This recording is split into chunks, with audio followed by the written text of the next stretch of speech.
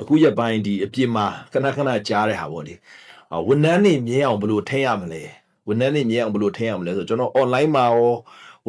တခြားမိတ်ဆွေတွေရောဖြေထားတာတွေတွေ့တယ်အများကြီးတွေ့တယ်အဲ့တော့ business coaching လုပ်တဲ့အခါမှာဝန်ထမ်းတွေမြဲအောင်ဘယ်လိုထိန်းရမလဲရှားခတ်ကြတာပေါ့နော်ရှားခတ်ကြတာအဲ့တော့အဲ့ဒါအရန်ကြားတယ်အဲ့တော့ဆရာဝန်ထမ်းမြဲအောင်ဘယ်လိုလုပ်ရမလဲ၃ချက်နဲ့ပြောပြ၅ချက်နဲ့ပြောပြကျွန်တော်တို့ကအဲ့ဒီဖြေ universal အားလုံးအတွက်မှန်တဲ့ဟာတစ်ခုဖြေဖို့ကတော်တော်ကြီးခက်တဲ့ဟာတွေမှာပါတယ်အဲ့တော့ business coaching လုပ်တဲ့အခါ coaching approach နဲ့သွားတာကိုကြိုက်တယ်နံပါတ်1ချက်အခုလက်ရှိဝန်ထမ်းတွေမြင်အောင်ကိုဘာတွေလုပ်ထားလဲဆိုတာအရင်ချရေးမဟုတ်ဘူးဆိုရင်ကျွန်တော်တို့ online ကနေကြည့်တယ် ChatGPT ကိုမေးတယ် AI ကိုမေးတယ်ဝန်ထမ်းတွေမြင်အောင်ဘယ်လိုလုပ်ရမလဲဒုံးဆိုကြလာအောင်အချက်တွေကတချို့ဟာတွေကျွန်တော်လုပ်ပြီးသားဖြစ်လိမ့်မယ်တချို့ဟာတွေမလုပ်ရသေးတာဖြစ်လိမ့်မယ်တချို့ဟာတွေကိုလုံးဝလုပ်လို့မရတာဖြစ်လိမ့်ဆိုကြပါစို့ကိုကပေးထားတာတော်တော်မြင့်နေပိုပေးဆိုရင်တိုင်းရပတ်ကောဒီထက်ပိုပေးရင်ကိုကရှုံးမှုပဲရှိတယ်လုံနေတာစီးပွားရေးလုံနေတာတစ်ဖက်မှာကြတော့လေခုနပြောတယ်ဥမာသူတို့ပျော်ရွှင်စရာလေးတွေလုပ်ကျွန်တော်ပွဲတွေလုပ်တယ်စားစရာတောက်စရာချိန်တွေလုပ်တယ်ပျော်ရွှင်စရာလေးလုပ်တယ်ထပ်လုပ်စရာမရှိတော့တာတွေကြုံရတတ်တယ်အဲ့တော့ဘာလုပ်စေချင်လဲဆိုတော့ခုနကိုရှာတဲ့ဟာတွေကိုချက်ချင်း implement လုပ်တာထက်ဆိုင်ရှာတဲ့ဟာတွေထဲကနေကိုဘာတွေတော်တော်ကြီးလုပ်ထားလဲဆိုတော့ချရည်ပြီးချိန်တာကျွန်တော်ကြိုက်တယ်ပြီးတော့မှအဲ့ဒီထဲကနေကိုမလုပ်ရသေးတဲ့အထက်ကဘာတွေလုပ်လိုက်ရင်ဒီမှာရေးကြည့်ရနော်အခုလက်ရှိကိုလူတွေသဘောကျလောက်တယ်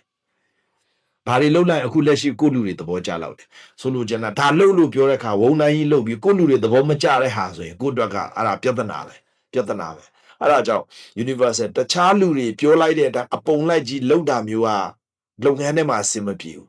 ကိုယ့်ရဲ့လုပ်ငန်း culture core value တွေကျွန်တော်လုပ်ငန်းရဲ့ mission တွေ vision တွေလက်ရှိပြီးသားကိုလူတွေပေါ်မှာအခြေခံ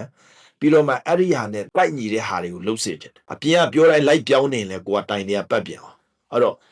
ဝန်ထမ်းမြဲအောင်ထိမ့်သိမ့်တယ်လို့ပြောတဲ့နေရာမှာအချက်ပေါင်းများစွာကိုထည့်သွင်းစဉ်းစားရပါတယ်အဲ့တော့အပြင်ကနေဒီမေးခွန်းလေးတစ်ခုမေးပြီးဒီဖြေလေးတစ်ခုဖြေလိုက်ပြီးတော့အဲ့တိုင်းလုပ်ယူနေမြဲသွားတာမျိုးထက်ဆိုင်ကိုယ့်ရဲ့တကယ်လုပ်ငန်းအခြေအနေကိုရေရှည်တိတက်တဲ့ကျွမ်းကျင်တဲ့ business coach ငါးတာပဲဖြစ်ဖြစ် consulting ငါးတာပဲဖြစ်သူတို့နဲ့ဆွေးနွေးပြီးတကယ်အထီးရောက်ဆုံးဖြစ်မဲ့အရာတွေကဘယ်အရာလဲဆိုတော့ဆွဲထုတ်ပြီးအဲ့ဒါတွေကိုလိုက်အကောင့်ထဲပေါ်ဒီမှာရေးကြည့်တာအဲ့အကောင့်ထဲပေါ်တိုင်းကွက်တိဖြစ်ပြီးမြဲသွားမယ်လို့မဆိုလို့အကောင့်ထဲပေါ်ရတဲ့တတိရှိရမယ်အဲ့ဒီပေါ်တဲ့အပေါ်မှာမှတခါတလေကျွန်တော်တို့မားနေနိုင်သေးတယ်မမြဲတာတွေထက်ရှိနေနိုင်သေးတယ်တစ်ဖက်မှာလည်းအဲ့ဒါကိုထပ်ပြီးတော့ကျွန်တော်တို့ထက်ရှာရမယ်ထပ်ပြောရမယ်ထပ်လုပ်ရအဲ့တော့ဝန်ထမ်းမြဲဖို့ဆိုတာတစ်ချက်တည်းမျိုးမဟုတ်ကျွန်တော်တို့သင်တန်းတွေမှာဆိုရင်မေးကြတယ်ကိုနိုင်ဝဲအောင်မေးတယ်ကိုအနေနဲ့ဒီလူတွေအကုန်လုံးကိုရေရှည်လက်တွဲထားအောင်ဘယ်လိုလုပ်ရလဲဆိုမေးထားကြတဲ့ဟာတွေကျွန်တော်ခဏကြောက်တယ်